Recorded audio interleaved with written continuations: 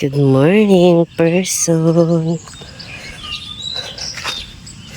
May mga playground dito para sa mga bata.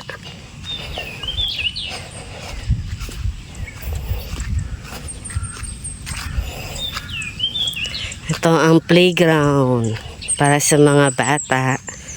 Ayan. Tapos ito campsite. Diyan ka pwede mag-pitch ng tent. Doon kami sa dulo. And then, oh, di ba ang ganda? Ang daming puno. At yan, pwede din mag-pitch ng tent. Doon din sa pagpababa. Tapos sa likod ng CR. Madaming area. Ito, hanggang dulo. May net para sa mga gusto mag-volleyball. At itong mababa pang badminton to. Ito ang mga playground. Yan. Ayan, may signage sila dito ng Buhay Resort. Okay. What else? Ano pa bang makikita dito? Yung ilog mamaya na natin. Ayan. Solo camper kami dito. Ayan, pwede dito magmuni-muni.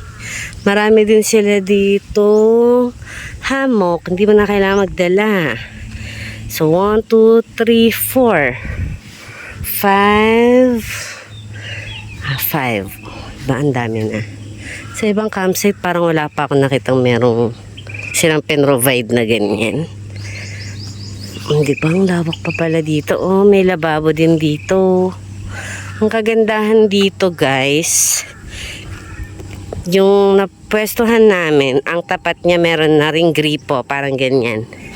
May gripo silang ganyan. Ayan, focus natin.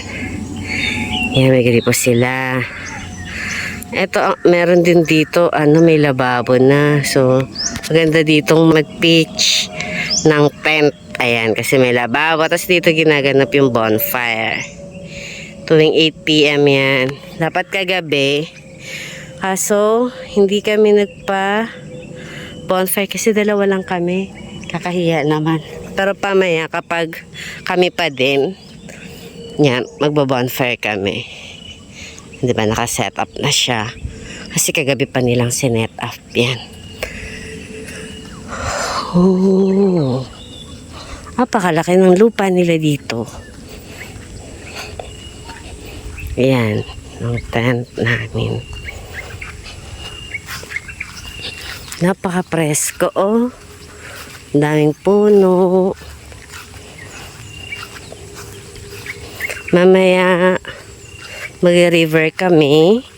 Dito yung daanan niya. Solong-solo namin kaya pwede kong mag-isigaw, chas. Ayan. Ayan, pababa pa pala siya. Doon pa siguro sobrang mapuno. So, hindi pa namin nakikita. Mamaya na lang. And, ayan. Siguro nagpapamisa sila dito or wedding event. May cross silang malaki. Ayan. Tapos may parent din silang kubo dito, guys. Ayan. Ayan, may parent din silang kubo dyan. Tapos pwede rin mag-pitch ng tent dyan. Tapos ito, may husband's cooking for breaking breakfast. Ayan. Ano mo gusto magbuko? Pagtapos kumain, syempre. Tanghali or ano? Ngayon na. Naglaban yung kape.